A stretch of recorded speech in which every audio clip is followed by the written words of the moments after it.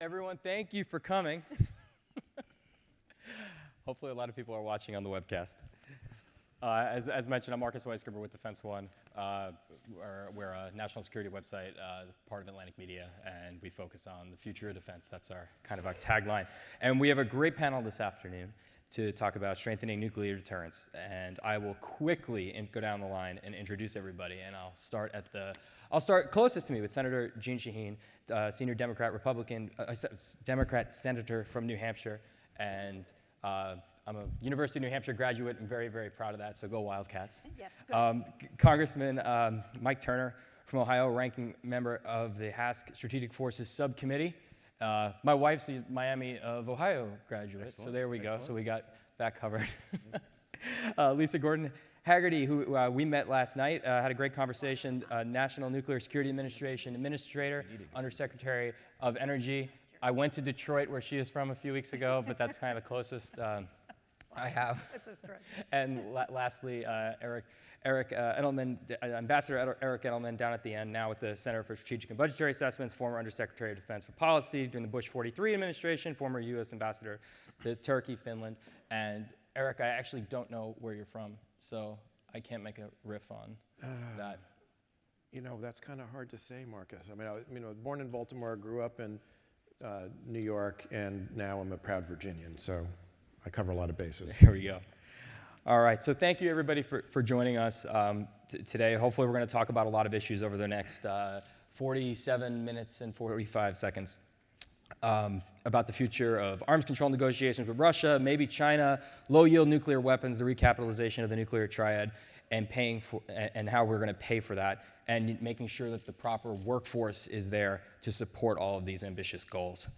Before we get started, I want to remind those in the audience and those watching on the live stream, you can submit your questions via the Reagan National Defense Forum app or via Twitter using the hashtag RNDF. So first, we're just going to start and give everyone kind of a broad question to kick this off and get going. And we often, at least in my coverage of defense and at the Pentagon, talk about deterrence in the context of the Triad and ICBMs, strategic bombers, and the Trident submarines. But for each of you, as you look to the future with two strategic competitors, Russia and China, two rogue state actors like Iran and North Korea, what does the next generation of deterrence look like for you? And I guess we'll start with Senator Shaheen. Well, as you pointed out, we are in the process of beginning recapitalization of the Triad. It's going to be, if we look at the cost of that over the next 10 years, it's going to be about $50 billion a year, because we have done very little since the 60s, when we really built our nuclear arsenal. And as we think about the challenges with nuclear weapons, we want them to continue to be a deterrent. Obviously, I can't imagine that anyone here or anyone watching thinks that the use of nuclear weapons is anything we ever want to do. But it has served throughout the Cold War as a deterrent, and hopefully it will continue to do that. I think one of the aspects of our nuclear policy, though, that we need to think about, that's not getting a lot of discussion today, is that our arms control agreements are also part of our deterrence. And as we look at the potential expiration of the New START treaty in 2021, I've been arguing that we really need to continue the New START, which we can do for 5 years without having it go back through Congress. And while I appreciate that the administration is interested in covering some other weapons, and any new agreement is interested in including China, it seems to me if we have Vladimir Putin, who's reaching out to the United States, encouraging continuation of New START, it's an opportunity for us. We're hearing from the administration that they want to work with Russia. Well, here's a chance. We can continue the New START, have more time to negotiate, and look at potentially getting Russia to work with us as we try and bring in China and look at some of the other nuclear actors. So I think we've got a real opportunity here, and I hope we will take advantage of it. Great. Congressman Turner.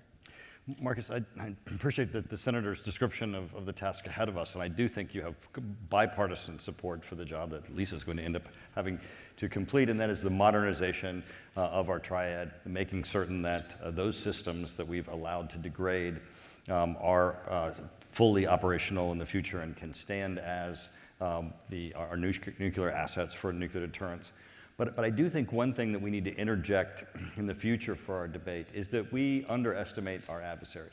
We're here at the Reagan Library, and frequently I always think of not just Ronald Reagan standing in front of that wall and saying, Mr. Gorbachev, tear down this wall, but that we forget that the Russians really didn't take down the wall. They merely didn't shoot the people who were doing so. There was no major transformation that had occurred from Russia in the process.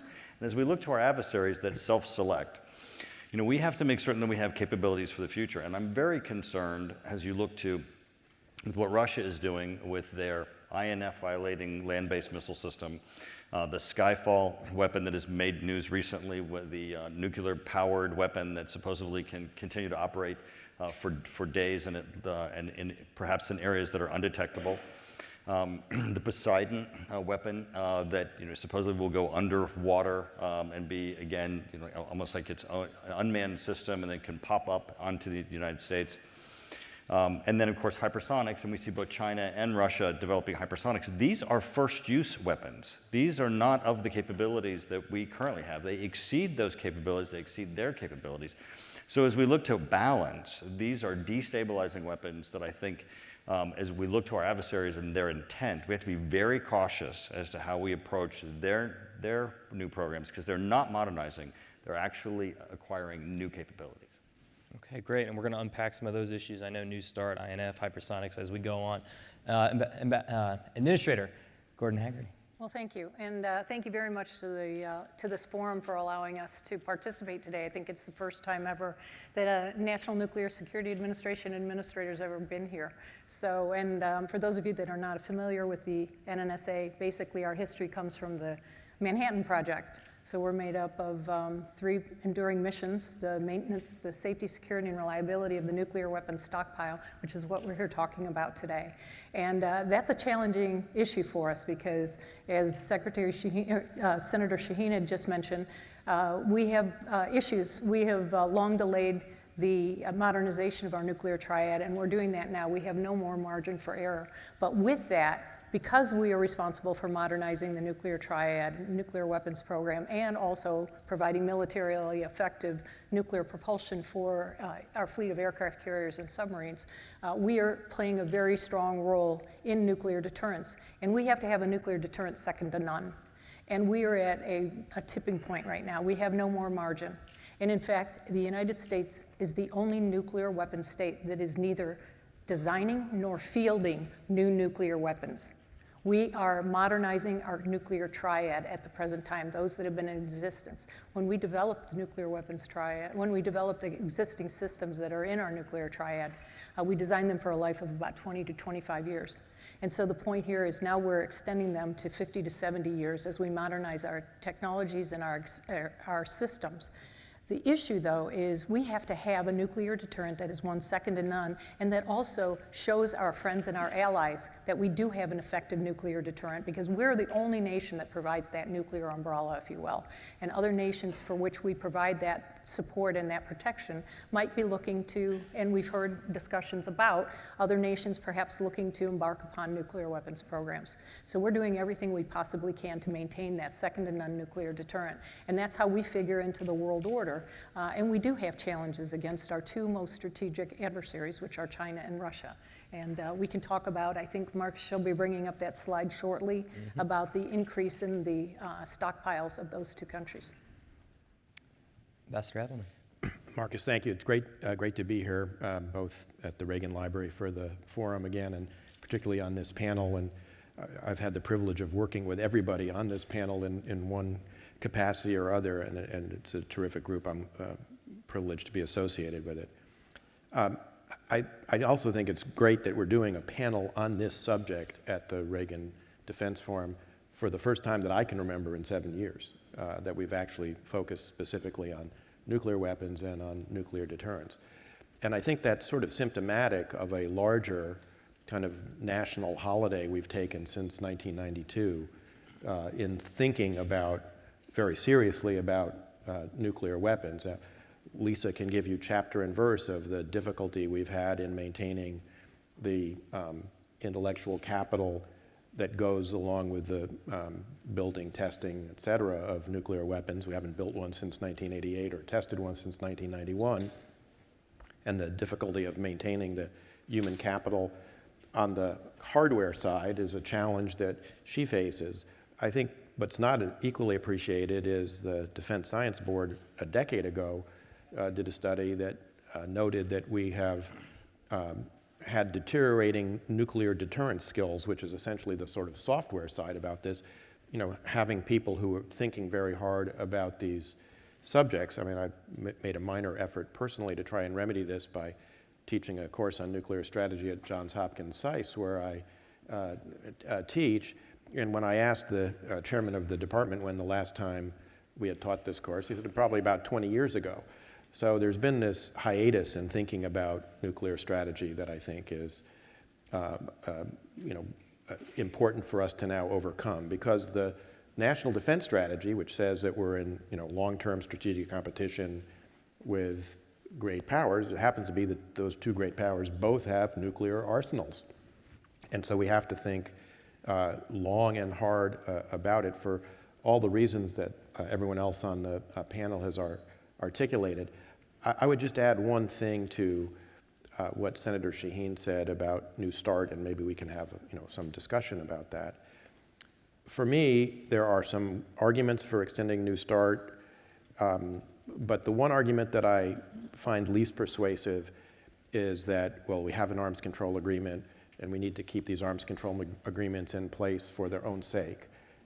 To me, arms control is a part of deterrence, and it's been meant to either provide us with some arms race stability or crisis stability by either limiting the sides in developing capabilities that they'll both be throwing money at, or preventing the development of capabilities that are particularly attractive for people to use in an effort to preempt in a crisis. That's what arms control has traditionally been about. And the problem the argument I can see for extending New START is that our Russian adversaries have hot production lines right now for a new heavy ICBM, two rail mobiles. They're experimenting with two road mobiles. They're experimenting with a rail mobile that they haven't decided whether they're going to deploy or not, but they might.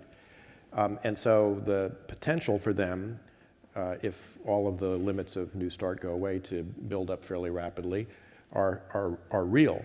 By the same token, as Senator Shaheen noted in her comments, and as Mr. Turner did, the Russians are developing a lot of new capabilities which they say are not covered by the treaty, and both they and China have been engaged in a serious buildup of their nuclear forces for the last decade, while we have largely stood still. And so I think if we want to think about extending New START in a way that makes, and there's one other piece I don't want to forget, the instrument of ratification of New START also insisted, the Senate insisted when it ratified the treaty, that Russia's non-strategic nuclear weapons, which are not covered by the treaty, needed to be covered in any subsequent negotiation. And so it seems to me that what would make sense in that context would be to tell the Russians we're prepared to roll over the treaty on a year-by-year annual basis, but that in order for us to continue doing that, the new systems, the theater systems, need to be part of the discussion going forward from now. How we include China is a more complicated question, and we can come back to that. Senator Shaheen, I think you wanted to react. Well, I just didn't want to react specifically to that, but to your point about we've sort of ignored the whole topic of what we need to do with respect to nuclear deterrence. And apropos this morning's discussion with Secretary Esper, I listened really hard. And between his comments and the interview, except in the context of North Korea and their nuclear weapons, there was no conversation about our nuclear arsenal and what we need to do to update it. So I think it speaks to what you're saying. And And it's not just about the Triad. I think the other piece of it that goes to the training and the person power aspect of it is the fact that we've also got to modernize command and control. And we don't have and haven't had the upgraded skills, the changes that we need to make to ensure that that continues to work. And that is also a very big challenge. Okay, we're gonna unpack New Start in just a moment. We have one more formality to get to. We're gonna bring a slide up on the screens that our friends at the International Institute for Strategic Studies, IISS, has sent us. And the slide, please. There we go. So as you can see, these are, I believe, the nuclear delivery platforms of the U.S., Russia, and China, and the projections of where they will be in 2037. Russia's projected to decline. We'll see if that happens. The U.S. stays the same, and China goes up. So I was hoping each panelist can perhaps react to the slide and and talk about maybe what you see how that should play in U.S. recapitalization in the process of that, be it speed it up, slow it down. If I could, Sure. One of the things that's not shown on this slide is what those capabilities are. I mean, if the United States stays where it is, and then China and Russia deploy hypersonics, and Russia has Skyfall and Poseidon, and we still have our modernized but yet still very, very old technology of which our Triad is based upon, we're at a significant disadvantage. Because the thing that we don't want to be, I mean, our whole concept of deterrence is that nuclear weapons would be unthinkable. But when you change the calculus of their capabilities versus our capabilities, then you put yourself in a dangerous situation as to what another adversary might do. And remember, we've had, Vladimir Putin himself has overseen nuclear weapons exercises in his own country. Can you imagine the outcry if either George Bush or Obama or Donald Trump oversaw a national nuclear weapons exercise? So clearly they have a completely different view. And of course, as we all know, Russia's current nuclear weapons doctrine is to use nuclear weapons, they call it escalate to de-escalate, which is a first use expression. So I think beyond just this slide, we need to look at the technology aspects of what we have and what do they have. And that's, I think Senator Shaheen's description it's a great opportunity for treaties. It's a great opportunity for limitations because those are very destabilizing weapons. Does anybody else like to react to this slide? I'm not a big fan of charts like this, in part because they obscure, I think, more than they illuminate, in the sense that we have responsibilities with regard to nuclear weapons that Russia and China don't, because we also provide an extended nuclear deterrent to our NATO allies, to our treaty allies in Asia, and in some sense to the special partnerships we have in the Middle East as well, although those are not treaty-based. So the requirements we have for extended nuclear deterrence are not something that Russia or China has, and that, I think, is not covered in all this, and therefore these kinds of charts, I think, can be a little deceiving. Yeah, not to mention the fact that they don't need a national debate in Russia or China about whether they're going to increase their nuclear deterrence or how they're going to pay for them. They just make that decision. Here in the United States, we have that debate. And I think that's important because it's what democracy is about. Okay. All right. So we'll slip on. Let's talk about. We'll move on. I should say. Let's talk about treaties, and it's already been referenced the withdrawal to the INF Treaty. The administration is reportedly considering withdrawing from the Open Skies Treaty, which allows reconnaissance flights over member nations. And as mentioned, New Start expires soon, although it could be extended for, as you mentioned, five more years. Just this past week, President Trump at NATO said, and I quote, "Russia wants to make a deal very much on arms control and nuclear." So the question, which should that new arms, I know we started to unpack this a little bit, but what should that new deal look like? Well, first of all, I don't think it's got to be an either or. And I think there are some advantages to us, and I appreciate what you said, Eric, that we shouldn't stay in an arms control agreement just because we should stay in an arms control agreement. There have to be real benefits to our national security for that. But there are very real benefits because there are verification aspects of the New START treaty that give us the ability to have eyes on what Russia is doing. And that's important.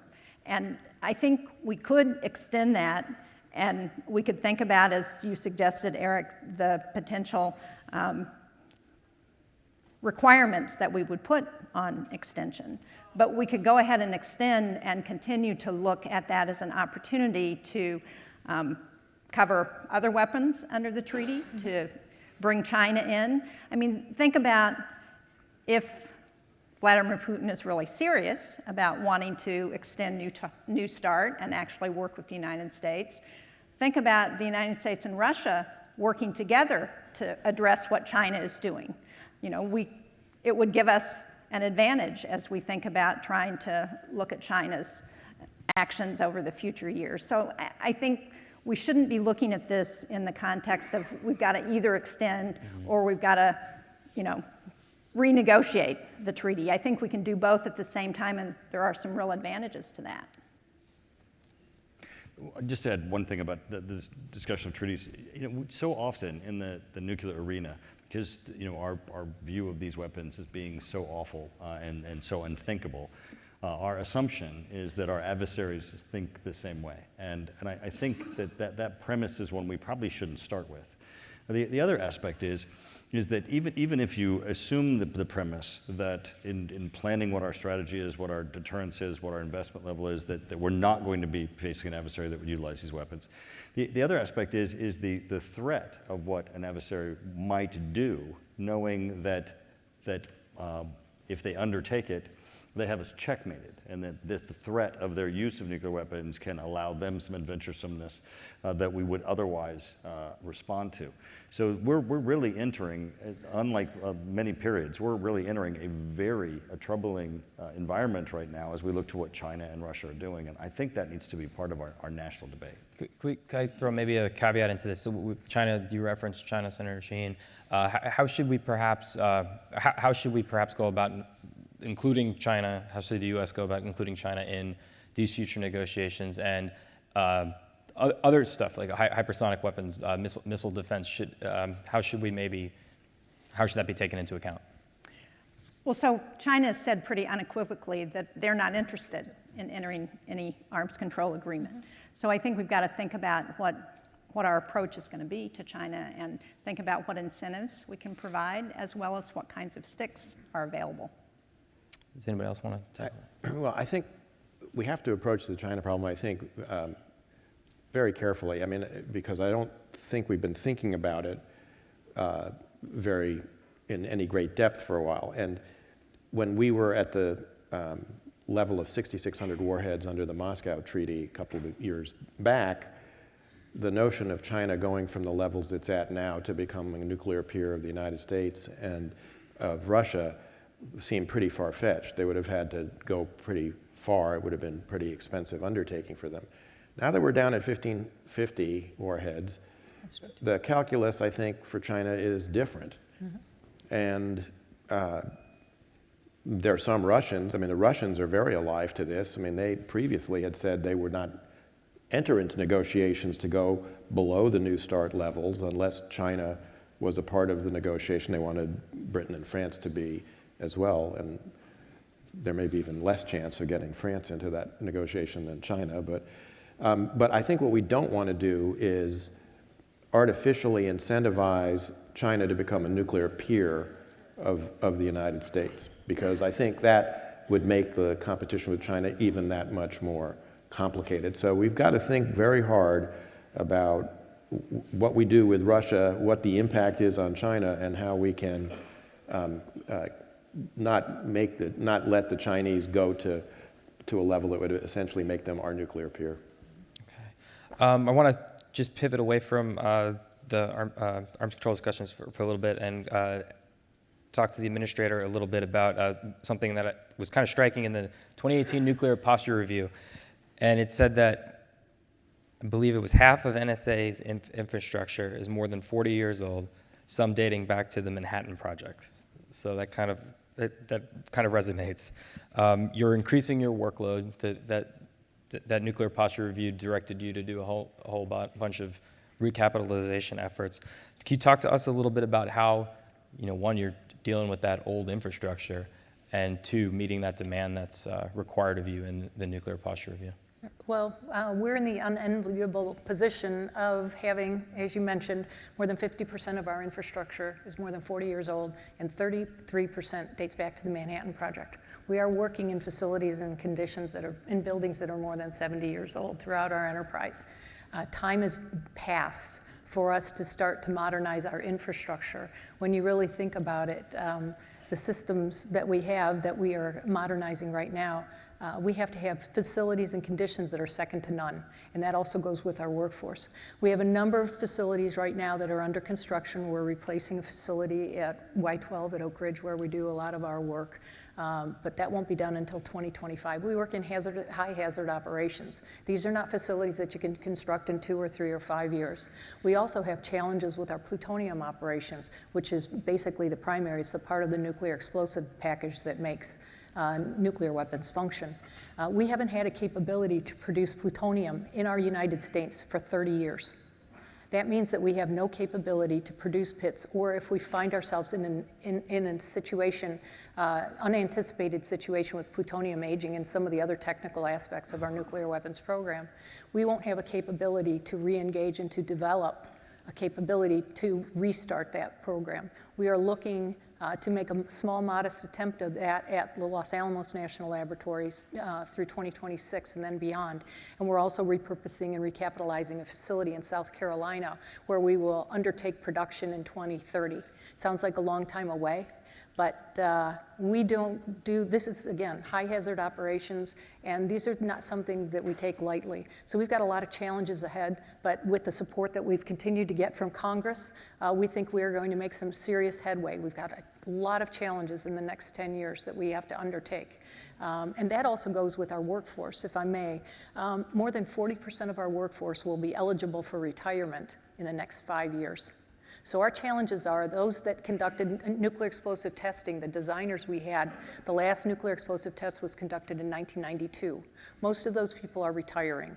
What we need to do is bring in the best and brightest through our workforce. We have challenges. We've got 44,000 people in our workforce, scientists, engineers, technicians, welders. We even have lawyers. So we've got the full gamut that we're trying to replace. And we've undertaken a massive corporate approach rather than the usual bureaucratic approach to hiring, where we're hiring at a rate of about 5,000 to 7,000 people a year for the next several years, depending, of course, on funding and our missions that we continue to move forward with the modernization of our stockpile. But that's a big challenge to us. We're getting into college days, colleges and universities, trade schools. We're undertaking a different type of corporate approach to hiring our next generation of our nuclear security experts for our nuclear security enterprise, not unlike what the Department of Defense challenges will be for their uniformed military and even for civilians. But we need to take on a different approach than that which we've had the luxury of having. We have no more margin in terms of the modernization of our infrastructure, and we have no more margin for delay for hiring the next best and brightest in the next generation of our nuclear security enterprise. Talk to us. Go ahead. Both of us want to jump in on this one. So Jump.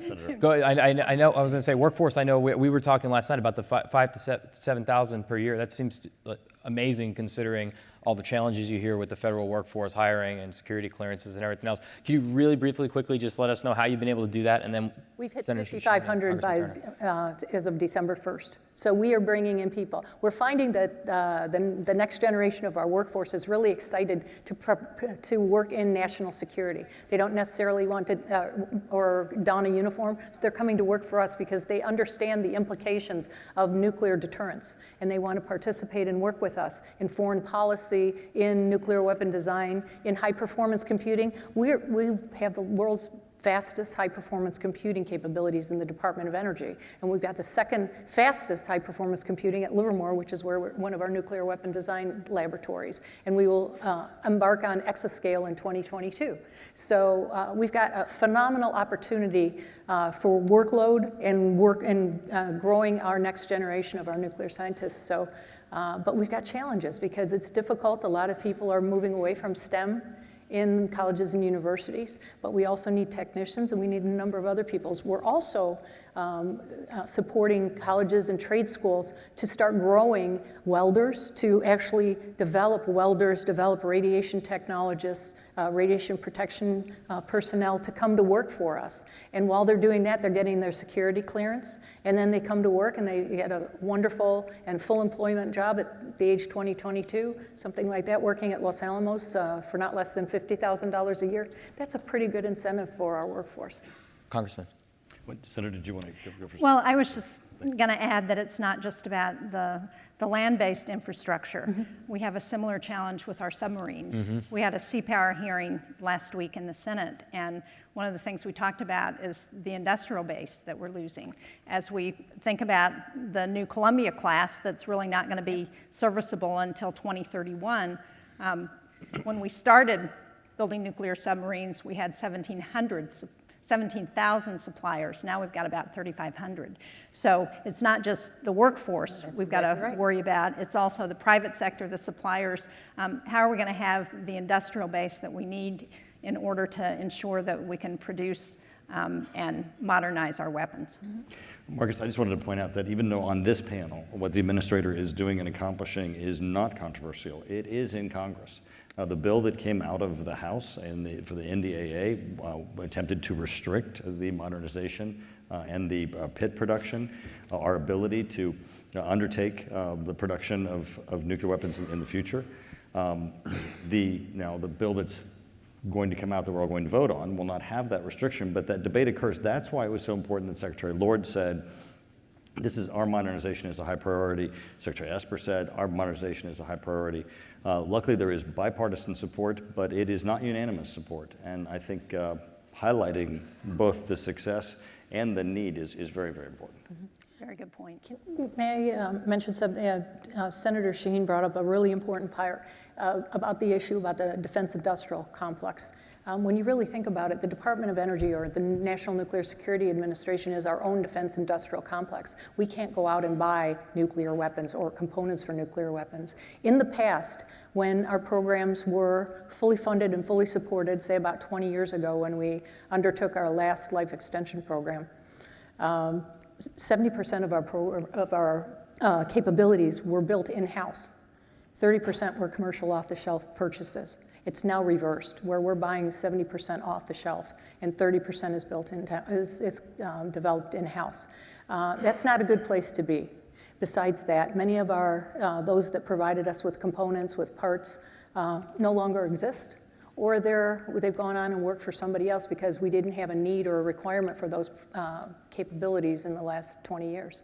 We have a dearth of capabilities for example, in high explosives. Holston is the last single producer of high explosives in the United States. That's not a good place to be. And they're providing explosives for not only the Army, but for the nuclear security enterprise. So we've got a number of those single point failures. We're trying to get ahead of that. We're trying to anticipate it because our workload is growing. We've got 5 life extension and major authorization programs going on right now in our nuclear security enterprise.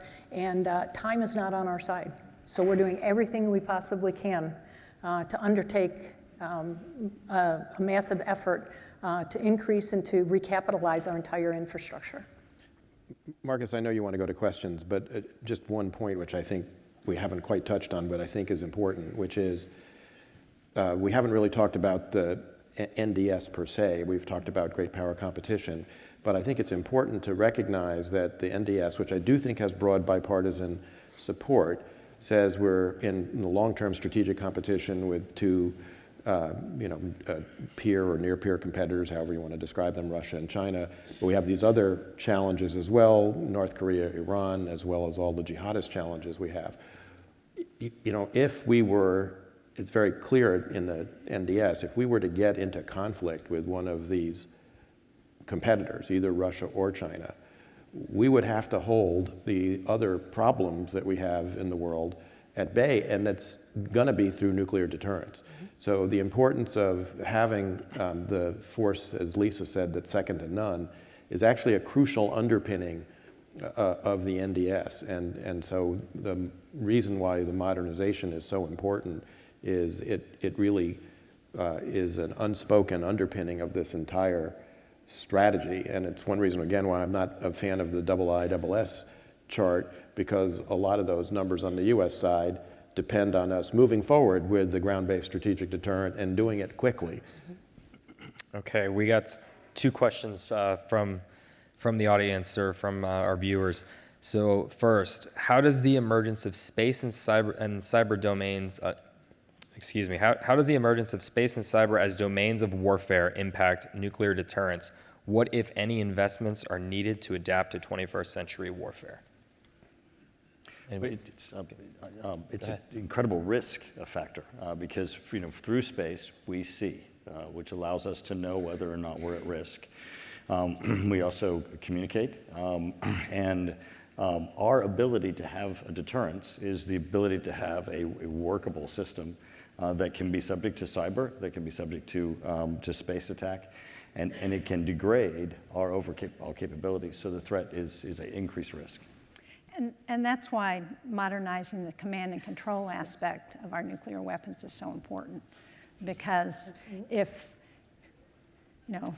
God forbid, if something happens, we need to be able to communicate and to ensure that that communication is not being interrupted, that it's not somebody else communicating with our system and sending it signals that are doing something that's different than what we want in the United States. So one more, and it's a budget type question. It says, even if there was an agreement on the Triad itself, modernization is costly. In general terms, how much is required to appropriately modernize the Triad, and how should we prioritize that among other defense budget needs? The number, we know the numbers off the top of my head, 300-ish billion or even 400-ish billion or numbers. About 50 billion a year for the next 10 years. There we go. So about 500 billion. 500. Does anybody want to tackle that? Well, part of the increased cost that the administrator sees is from us, and we need to be a more reliable partner in accomplishing this, both in delays in funding, in the whole fact that we're having to do this critical modernization now is because we have delayed it and it becomes more expensive. We have not invested in the facilities that will enable us to do this modernization. So it's not like we're just investing in the weapons themselves. We're going to invest in the infrastructure to be able to invest in the weapons. So this really is the deferred maintenance bill coming to bear. It's actually a smaller percentage of our total defense budget, though, than it was in the 60s when we first began to build our nuclear arsenal. Now I think it's about a little over 6% of our overall defense budget, about 6.4%. Back in the 60s, it was significantly more than that. It was about 20% of our defense budget. Does anyone want to tackle the prioritization aspect of it, or where nuclear funding should stand in regard to other priorities? I don't think there's any margin of error here. This is not one that we can bargain with ourselves and trade off. It really is the environment that we're in and the risk that we have with our adversaries. So I think this is one of those must-pay bills. And what we need to do is, looking to the administrator's great plan and execution, is just to do this as well as possible and provide the public debate that is supportive of understanding that this is really critical. I think sometimes you hear the argument that, why are we spending all this money on these weapons because we're never going to use them? And as Senator Shaheen pointed out at the outset, of course, that's the whole purpose, not to use them. But because it's, as Mr. Turner was saying, it's so fundamental to our defense posture that I think and as Senator Shaheen pointed out, it's not an exorbitant amount of money. Some people sometimes say it's going to cost $1 trillion over 30 years to modernize the Triad. But that we're going to be spending $27 trillion on defense over that period. So it's not something that we as a nation cannot afford. It's not a bill that we as a nation cannot afford to pay. It's really a question of, I believe, political will to do it. And so we have 2 minutes left, so I'll end with something else. There's been a theme I've noticed. It was referenced how there hasn't been a panel like this about nuclear modernization in the past. I think back to when the Air Force announced that it was embarking on, I believe it was the ground-based strategic deterrent, the Minuteman replacement. The statement that they put out referenced nothing about it even being an ICBM, a nuclear weapon replacement, anything like that. So do we need a greater national debate, I guess, on this? I know this has been talked about, but again, like many things, it doesn't seem to ever make the front page of the paper, if you will. So do we need a greater debate on this, and if so, how can we do that? I think the answer is yes. We do. We certainly need to, first of all, make the public aware of the threats that we face from China and Russia. I have an ongoing debate with those people who come before us in armed services and in foreign relations about saying that, too much of the information that we know in Congress is classified. And the American public needs to know a lot of this information, because how can people make the right decisions if they don't know what the threats are?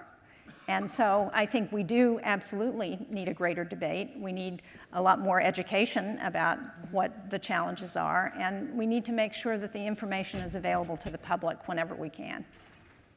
I liken this debate frequently to the issue of, we bought a nuclear weapon in the 60s, and you deploy it, and then you say you have a nuclear weapon, but it's degrading.